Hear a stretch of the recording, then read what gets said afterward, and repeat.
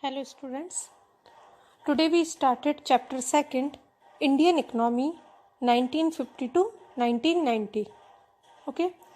So in this chapter we have to learn about the introduction of 5-year plans, type of economic system, planning commission, the goal of 5-year plan, agriculture, role, feature, problem and reform, the green revolution, industry and its role, features and problems, industrial policy resolution 1956, public sector, small scale industries, foreign trade, trade policy, industrial licensing, permit license Raj.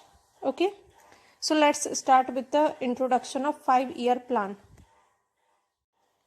We already learned in previous chapter that Indian condition and Indian economy is more critical and unstable condition at the time of British rule. Okay, so when India was independent on 15th August 1947, India walked to a new dawn of freedom. So finally we were master of our own destiny after some 200 years of British rule. So the job of nation building up now is your own hand. Okay, so the leader of independent India has to decide among other things. That means the type of economic system must be suitable for our nation, a system which would promote to welfare of all rather than a few.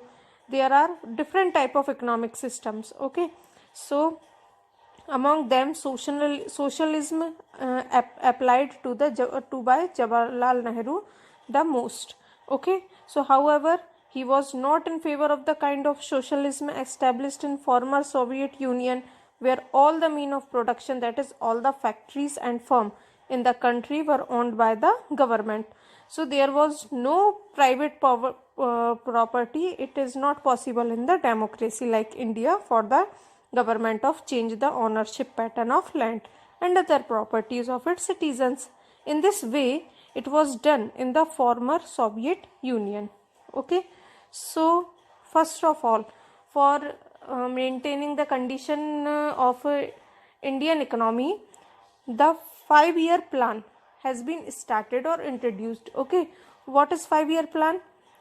Means the central objective of planning in India is to initiate a process of the development which will raise the living standard and open out the people's new opportunity for a richer and more varied life. Okay, so this was the definition of first 5-year plan which was introduced by the government. So question is arise that what is plan? Okay, why this type of plan is to be needed? So a plan is split out how the resources of the nation should be put in use. Okay, it should have some general goal as well as specific objective which are to be achieved within a specified period of time. So in India, plan were of 5-year duration and were called 5-year plan.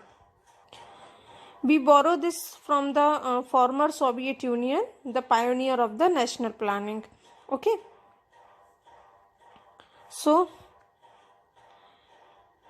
this type of plan or 5-year plan policy is introduced because of the need of society. Okay, so there are 3 types of economy in the economic system in our society, that is socialism, capitalism and mixed.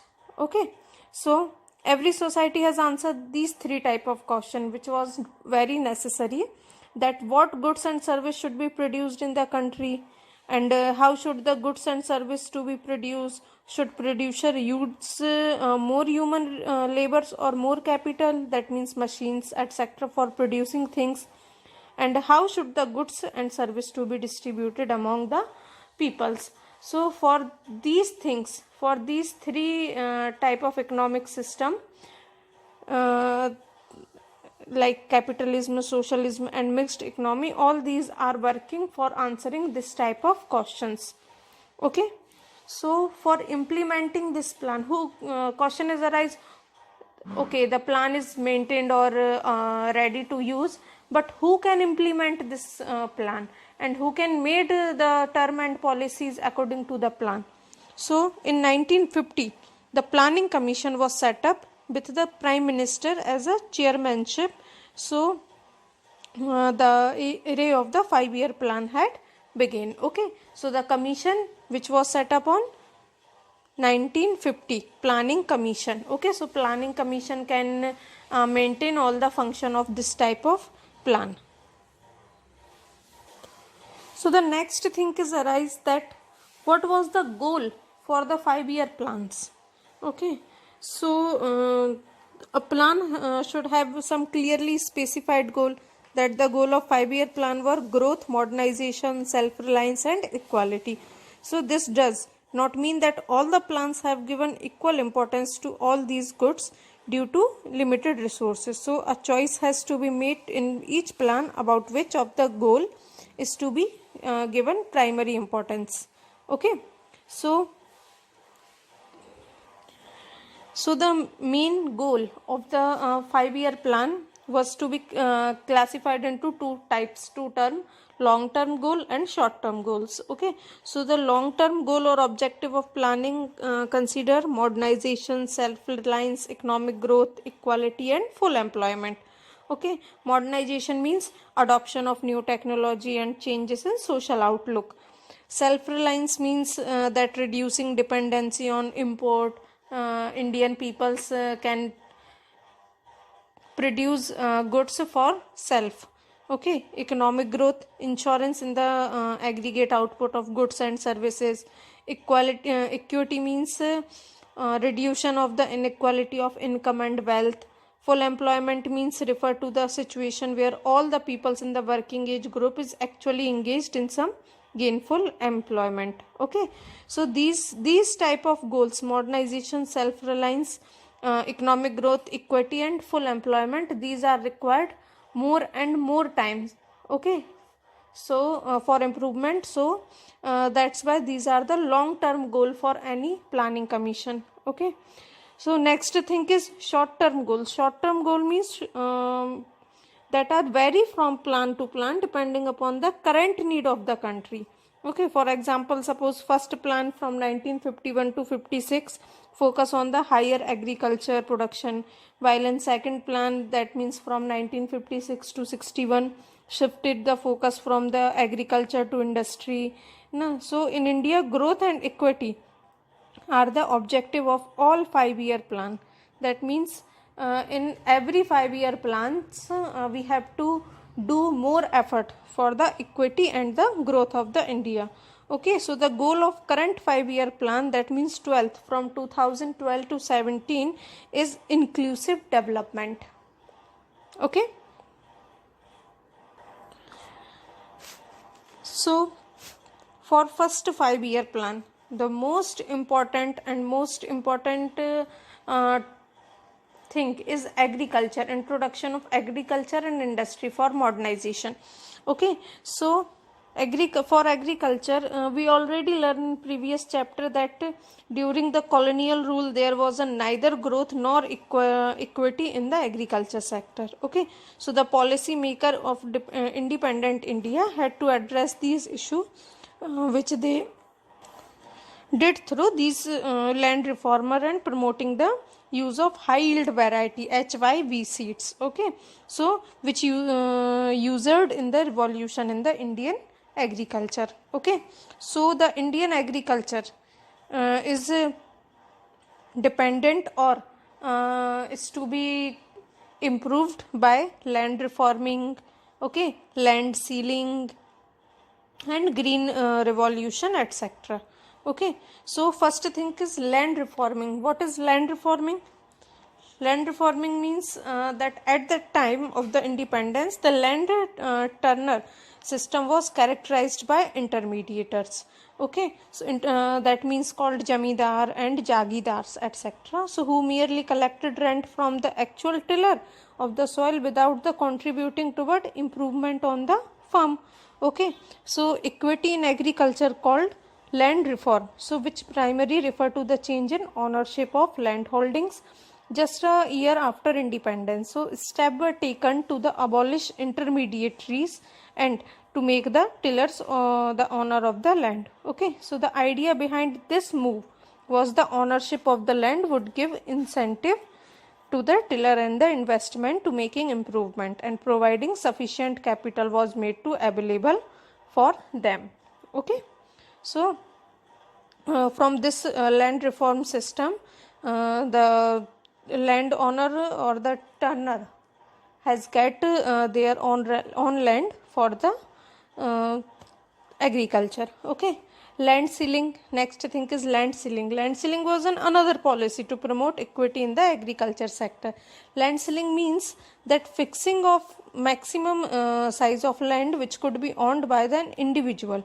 So the purpose of the land ceiling was to reduce the concentration of land ownership in the few hand. Okay, so the ownership confirmed on the tenant gave them the incentive to the increase output, and this contribute to the growth in the agriculture. So however, the goal of equity was not fully served by abolition of the intermediaries. Okay, the next thing that means the green revolution. Green revolution can be more and more important thing for the agriculture sector. It is just a new reform for the agriculture improvement. Okay, so green revolution means at the time of independence about 75% of the country's population was depend on the agriculture. Okay, because productivity in the agriculture sector was very low because of its use in old technology and use of old infrastructure system. Okay, so in the absence of required infrastructure for the vast majority of the farmers, this reform to be large increase in the production of food grains.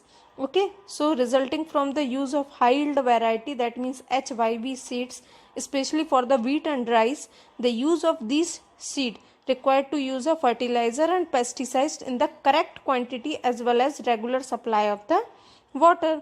So as a result, in the first phase of the green revolution, approximately mid 1960 up to the mid 1970, the use of HYV seed was restricted to the more affluent state, which was Punjab, Andhra Pradesh and the Tamil Nadu. Okay, so the spirit of the green revolution technology enabled India to achieve self-sufficiency in the food grains. India no longer had to be at the mercy of America or any other nations for meeting its food requirement. Okay, so for this purpose, green revolution is just an great revolution for the sector of. So in fact, we can say that the agriculture is most important for Indian economy. Okay, so the role of agriculture in Indian economy, that agriculture is the backbone of Indian economic system and economic activities. Okay, so the role of agriculture can be clearly seen from the some step and points, that agriculture contributes significantly to national income. Okay, it provide employment to large labor force, it provide the basis of industrial development, and a large portion of country trade and service depend upon the agricultural operations. Okay, so that's why we can say that agriculture is most important and play a significant role in Indian economy. Okay, but